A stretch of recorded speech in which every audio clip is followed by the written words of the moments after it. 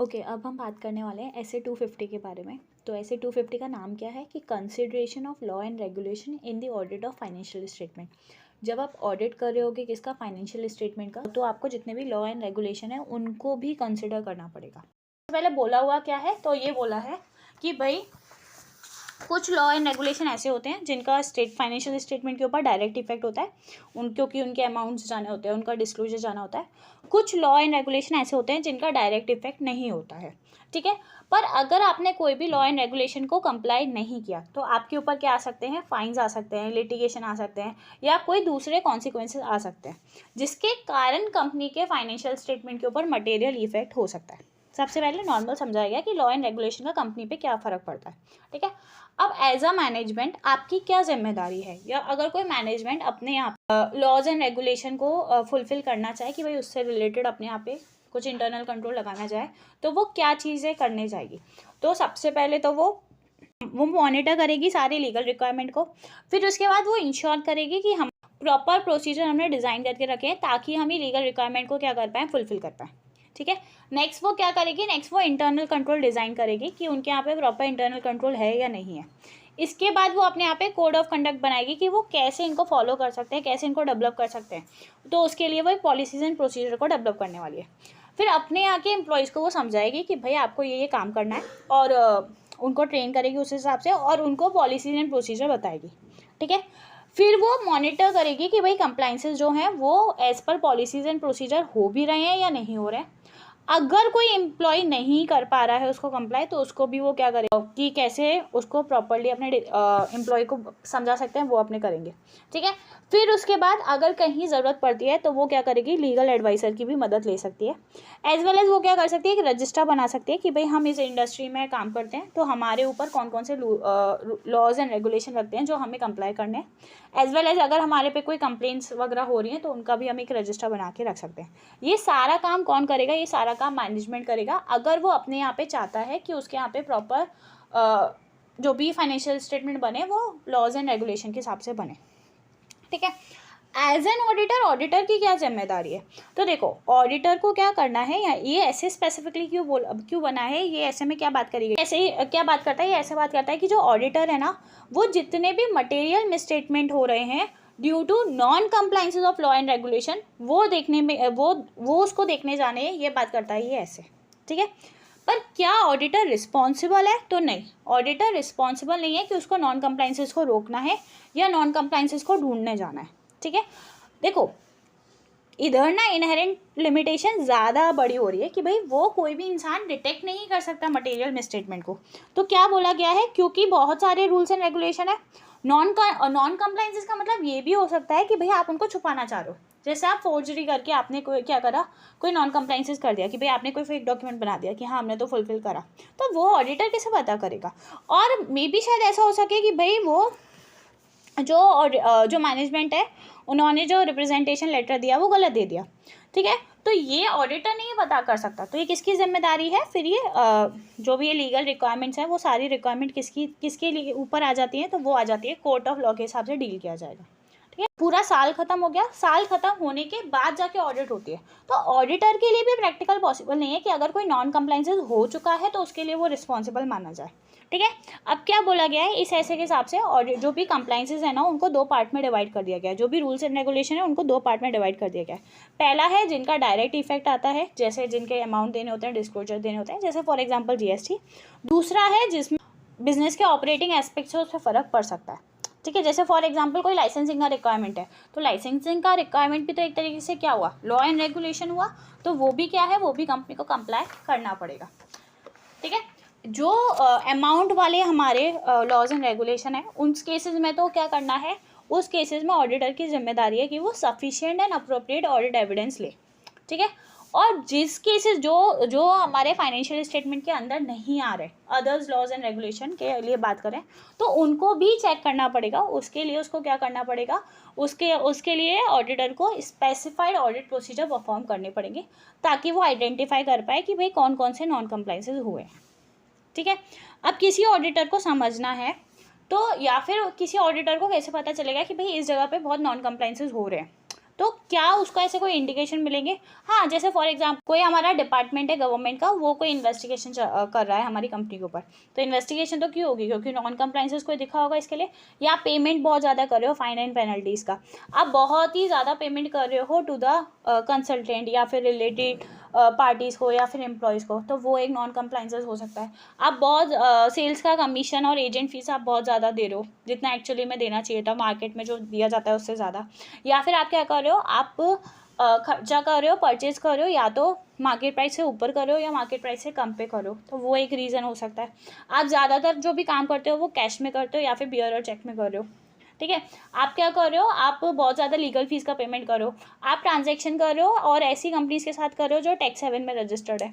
आप पेमेंट कर रहे हो, एक्चुअली में परचेज तो किसी और कंट्री से हुआ था और आप पेमेंट किसी दूसरे कंट्री को कर दे रहे हो, ठीक है। या फिर आपके पास प्रॉपर डॉक्यूमेंटेशन नहीं है जिसके बदले में आपने पेमेंट करा, आपके पास प्रॉपर इन्फॉर्मेशन सिस्टम नहीं है कि भाई आप ऑडिट ट्रायल का पूरा प्रॉपर रिकॉर्ड रख पाओ, आपके पास बहुत सारे अनऑथोराइज ट्रांजैक्शन है। तो ये सारी चीज़ों से हमें क्या पता चल सकता है कि भाई यहाँ पे कुछ ना कुछ तो नॉन कंप्लाइंसेस हो रहा है। ये क्या है, इंडिकेटर्स हैं जो हमें पता चलेगा कि भाई यहाँ इस जगह पे लॉ एंड रेगुलेशन का क्या हो रहा है, नॉन कंप्लाइंसेस हो रहा है। अब ऑडिटर कैसे चेक करने जाए, ऑडिटर के लिए ऑडिट प्रोसीजर क्या होगा हमारे लॉ एंड रेगुलेशन को चेक करने के लिए? तो सबसे पहले ऑडिटर की जिम्मेदारी है कि वो अंडरस्टैंडिंग ले कि भाई वो पर्टिकुलर एंटिटी के ऊपर, वो पर्टिकुलर इंडस्ट्री या सेक्टर के ऊपर क्या लीगल एंड रेगुलेटरी फ्रेमवर्क लगते हैं, ठीक है। उसने वो समझ लिया, अब वो देखेगा कि क्या जो एंटिटी है वो कंप्लाई कर रही है उसके साथ या नहीं कर रही है, ठीक है। फिर उसके बाद ऑडिटर ऑब्टेन करेगा sufficient and appropriate audit evidence, जिन चीज़ों का डायरेक्ट इफेक्ट आ रहा होगा उसके लिए, ठीक है। और जिन चीज़ों का डायरेक्ट इफेक्ट नहीं आ रहा होगा उसके लिए वो क्या करेगा, उसके लिए वो स्पेसिफाइड ऑडिट प्रोसीजर परफॉर्म करेगा, ठीक है। अब वो स्पेसिफाइड ऑडिट प्रोसीजर क्या है, तो वो है कि भाई वो सबसे पहले जाके तो मैनेजमेंट से पूछेगा, मैनेजमेंट से जो उसने इंक्वायरी की उस बेसिस पे वो इंस्पेक्शन करेगा। ऑडिट करते टाइम वो पूरा क्या रहेगा, अलर्ट रहेगा, और वो देखेगा कि भाई क्या क्या पॉसिबल लॉज एंड रेगुलेशन में मिसस्टेटमेंट हो सकता है। इसके बाद वो लास्ट में जाके एक रिटर्न रिप्रेजेंटेशन ले लेगा मैनेजमेंट से कि भाई उन्होंने जो भी है सारी चीज़ें जो है ऑडिटर को डिस्क्लोज करी है, उन्होंने कोई भी नॉन कंप्लाइंस नहीं किया, कुछ भी नहीं किया, ठीक है। ये जब वो ऑडिट कर रहा है उस टाइम पे ऑडिटर का ऑडिट प्रोसीजर रहेगा। पर अगर उसको ऑडिट करते टाइम कोई नॉन कंप्लाइंसेस मिल गया, ठीक है, कि भाई ये चीज़ तो फुलफिल नहीं हुई है, तो उस टाइम पे फिर ऑडिटर क्या करेगा? अब उसने देखा अच्छा नॉन कंप्लाइंसेस है, वो देखेगा अच्छा नॉन कंप्लाइंसेस है, तो सबसे पहले वो अंडरस्टैंडिंग लेगा कि भाई नॉन कंप्लाइंसेस किस नेचर में हुआ है। फिर वो देखेगा अच्छा क्या सर्कमस्टेंसेस थे जब ये नॉन कंप्लाइंसेस इनकर हुआ, ठीक है। फिर वो देखेगा क्या इसका इफेक्ट क्या आ रहा है फाइनेंशियल स्टेटमेंट के ऊपर। तो ये 3 चीज़ें उसको देखनी है जैसे ही उसको कोई नॉन कंप्लाइंसेस आइडेंटिफाई हुआ तब, ठीक है। अगर उसको ऐसा लगता है कि ये जो नॉन कंप्लाइंसेस है वो उसको पता चला, तो वो सबसे पहले तो जाके क्या करेगा, वो मैनेजमेंट और दोस्त चार्ज विद गवर्नमेंट्स के साथ इसके बारे में बात करेगा, ठीक है। अगर मैनेजमेंट और TCWG उसको प्रॉपर इन्फॉर्मेशन नहीं दे रहे, ठीक है, या उसको प्रॉपर इन्फॉर्मेशन प्रोवाइड नहीं कर रहे हैं, ऑडिट एविडेंस प्रोवाइड नहीं कर रहे हैं, या प्रॉपर इन्फॉर्मेशन नहीं दे रहे हैं, तो वो क्या करेगा, फिर जाके लीगल एडवाइस लेगा। पहले मैनेजमेंट को पूछा, TCWG को पूछा, उन्होंने नहीं बताया तो लीगल एडवाइस ली। अगर उसके बाद भी उसके पास सफिशिएंट इन्फॉर्मेशन नहीं आता, ठीक है, तो फिर वो क्या करेगा कि वो अपना जजमेंट लगाएगा, अपना ओपिनियन लगाएगा, और उसके बेसिस पे उसका इफेक्ट देखेगा कि भाई क्या इसका इफेक्ट आने वाला है। अगर उसको ऐसा लगता है कि ये नॉन कंप्लाइंसेस के अंदर TCWG और मैनेजमेंट मिले हुए हैं, तो फिर वो क्या करेगा, फिर वो जो भी नेक्स्ट लेवल अथॉरिटी होगी, जो भी हायर लेवल अथॉरिटी होगी, उसको जाके बताएगा। जैसे कौन हो सकता है, तो जैसे हमारी ऑडिट कमेटी हो सकती है, सुपरवाइजर बोर्ड हो सकता है, ये सब हो सकता है। अगर हायर लेवल अथॉरिटी नहीं है तो वो चाहे तो इस मैटर में लीगल एडवाइस भी ले सकता है। नॉन कंप्लाइंसेस के केस में आपकी जिम्मेदारी क्या थी? आपकी जिम्मेदारी थी भाई देखना, अंडरस्टैंडिंग लेना, सर्कमस्टेंसेस समझना और उसका इफेक्ट समझना। फिर आपको जाके TCWG से पूछना था, वो ना बताएं तो लीगल एडवाइस से पूछना था। लीगल एडवाइस ना मिले तो भी आपको क्या करना, तो जाके आपको अपने हिसाब से ओपिनियन फ्रेम कर लेना था। रिपोर्टिंग के लिए बात करें तो रिपोर्टिंग में क्या करना है, सबसे पहले जाके आपको TCWG के पास देखना है। अगर आपको लग रहा है कि TCWG ने ही ये सब कुछ किया है तो फिर आपको हायर लेवल अथॉरिटी के पास जाना है। अगर हायर लेवल अथॉरिटी नहीं है तो आपको लीगल एडवाइस ले लेनी है। एज वेल एज अगर नॉन कंप्लाइंसेस जो हो रहा है उसका मटेरियल इफेक्ट उसका फाइनेंशियल स्टेटमेंट के ऊपर दिख रहा है, ठीक है, और उसने मैनेजमेंट ऑडिटर ने मैनेजमेंट को बोला और मैनेजमेंट ने उसका इफेक्ट फाइनेंशियल स्टेटमेंट में नहीं डाला, ठीक है। उन्होंने उनको चेक तो करने दिया पर उन्होंने उसका इफेक्ट फाइनेंशियल स्टेटमेंट में नहीं डाला। तो वो क्या करेगा ऑडिटर, उस केस में अपना ओपिनियन भी चेंज करेगा, और वो कौन सा ओपिनियन देगा, तो दैट इज़ क्वालिफाइड और एडवर्स ऑफ ओपिनियन, ठीक है। पर अगर मैनेजमेंट उसको रोक रहा है, उसको एविडेंस ही नहीं लेने दे रहा है, तो वो फिर कंक्लूजन किस बेसिस पे देगा, तो इस केस में वो ओपिनियन देंगे ऑडिटर। और कौन सा ओपिनियन देंगे, तो वो देंगे क्वालिफाइड और डिस्क्लेमर ऑफ ओपिनियन। अगर ऑडिटर को ऐसा हो रहा है कि भाई जो गलती है ना वो मैनेजमेंट की गलती नहीं है, पर ऐसा सर्कमस्टेंसेस ऐसे हो रहे हैं जिसके कारण सर्कमस्टेंसेस ऐसे हो गए थे जिसके कारण वो नॉन कंप्लाइंसेस हो गया, तो ऑडिटर फिर देखेगा कि भाई उसको जो अपना ओपिनियन है वो किस बेसिस पे फॉर्म करना है। तो दो जगह हो गए जहाँ पे बताना था, पहले DCWG को जाके रिपोर्ट करना था, फिर दूसरा उसको अपने रिपोर्ट में जाके ओपिनियन भी उस बेसिस पे ही फॉर्म करना था। तीसरा, अगर नॉन कंप्लाइंसेस होने के कारण उसके ऊपर ऑडिटर के ऊपर कोई जिम्मेदारी आती है कि अगर उसको जाके किसी रेगुलेटरी डिपार्टमेंट को बताना है तो वो उनको जाके भी बताएगा। अगर उसकी रिस्पॉन्सिबिलिटी है कि वो किसी पार्टीज अदर देन एंटिटी को रिपोर्ट करे तो वो उनको भी रिपोर्ट करके आएंगे।